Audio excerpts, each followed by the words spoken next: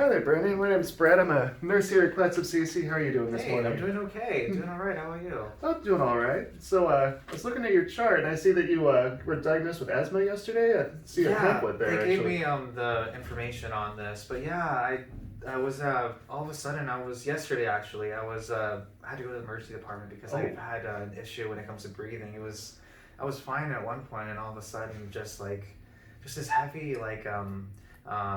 feeling in my chest, and I oh, struggle to breathe. So that sounds kind of scary. it was all of a sudden, yeah, I can't really explain it Well, at sorry to hear first. about that. I mean, I'm glad Yeah. you're doing a little bit better now, it seems Yeah, like. for sure, for sure.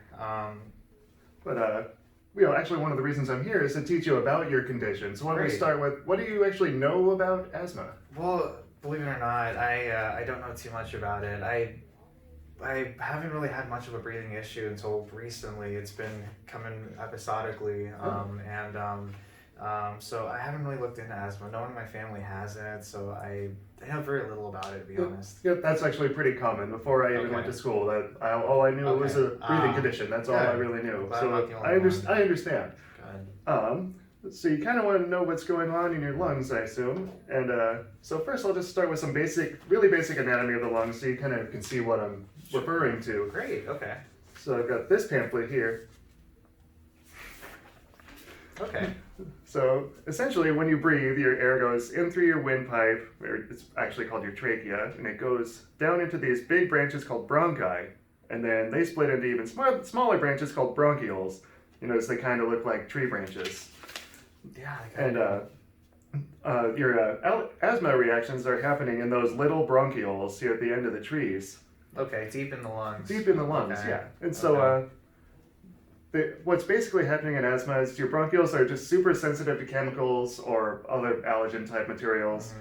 And when they're exposed to one of these triggers, they go through an inflammatory reaction, which that also attracts white blood cells. Have you ever, I'm sure you've gotten injured at some point or even gotten a splinter, and then, it gets kind of red and inflamed. Yeah, it's probably pretty swollen and all Yeah, that. Yeah. and so it's kind of a similar thing is going on in your lungs, actually, at that Oh point. wow. So there's stuff in there that kind of builds up Exactly. during this kind of attack. Okay. So while this inflammatory reaction is going on, there are other things happening too. Those little bronchioles they're having spasms and they're contracting, and the cells that are in your lungs that make mucus, they actually grow bigger and multiply. Oh, So there's wow. also extra mucus going on. Oh in there. no, that doesn't sound good. Huh. So let me get back to my next page here. Yeah. So everything kind of combined together makes it really hard to breathe properly. So you Okay. probably experience tightness in your chest or coughing. Yeah, it was not good. Or- It was terrible. Or it sounds bad. You might experience some wheezing sometimes, Yeah. or Okay. you'll have to use your chest and stomach muscles to help you breathe. Yeah, That's- absolutely. It was so hard to breathe. It was like, oh my gosh, I can't believe I was actually like having this much trouble. I felt like there was like a whole ton of weight on my chest. Oh, It was horrible. I can't imagine. I've never had to deal with it, but Yeah.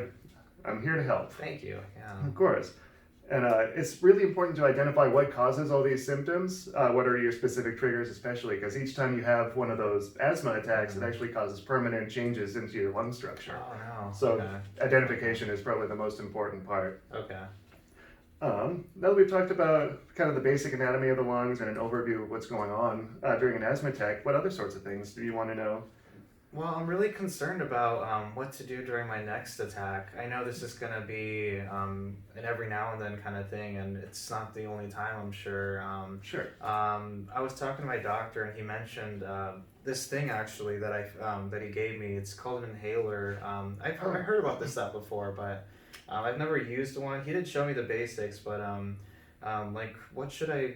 Can you kind of guide me through this process? Yeah, sure. Let me see your inhaler here. Yeah. So every time you get a new inhaler, let's say a medication runs out, before you use it for the first time, you're going to want to shake it, kind of like this, Okay. to mix all the medication up. Sure. Then you want to spray a time or two just Okay. into the air before you use it. Oh, in the air. Okay. Yeah. And then what you want to do is take a deep breath and exhale all the way, Okay.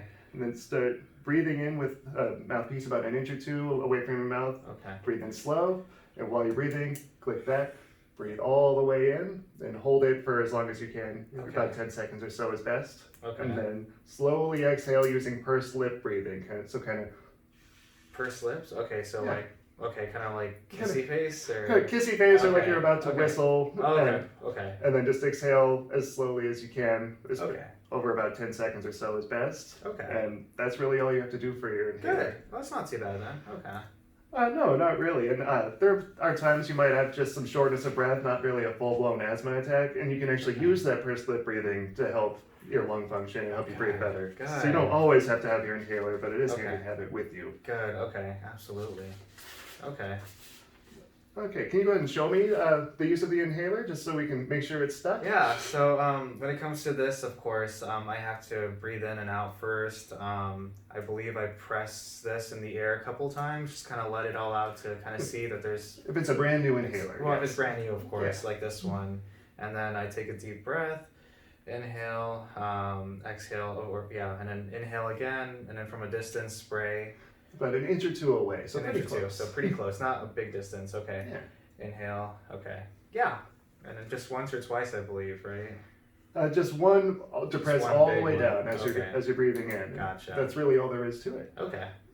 Great. Okay. As for the other things that can cause asthma symptoms, you said that I thought I heard you mention at one point that a cigarette smoke caused your first attack. That's right, actually. Yeah, I in my family, quite a few of members smoke, so Okay. I assume it was that. All right. Well, cigarette smoke is actually the most common irritant. Gotcha. There's about 300 known possible triggers. Wow. Some of the most likely ones. There's exhaust fumes, perfume, pollen, grass, flowers, dust, pet dander, and mold. That's like everything.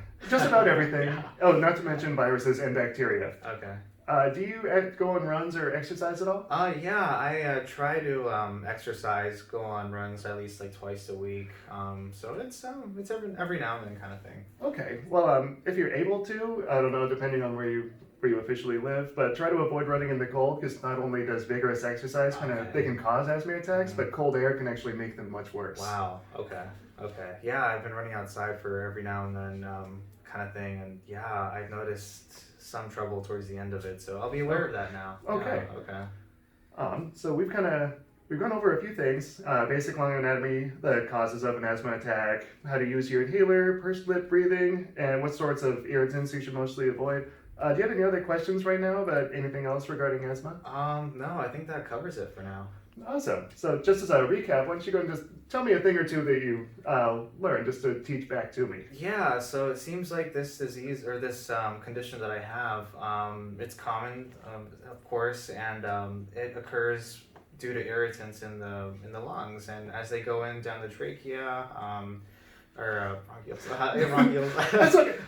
Trachea, bronchi, bronchioles. As they make their way down, these little microparticles kind of get in the lungs, and then that causes a whole inflammatory process that pretty much build up and kind of temporarily congest breathing for a while. So, all right. I guess that's the basics. Awesome. Yeah, you've got the basics down. That's the important part. Great. All right, so I think that's all I have for you for the moment. Okay. I'll come back to check on you in a little bit. If you need anything in the meantime, just yell for me or use your call bell. Okay, great. All right. All right, thank you, Brandon. Oh, yeah, thank Nice you. to meet you. Brad. Good to meet you, too.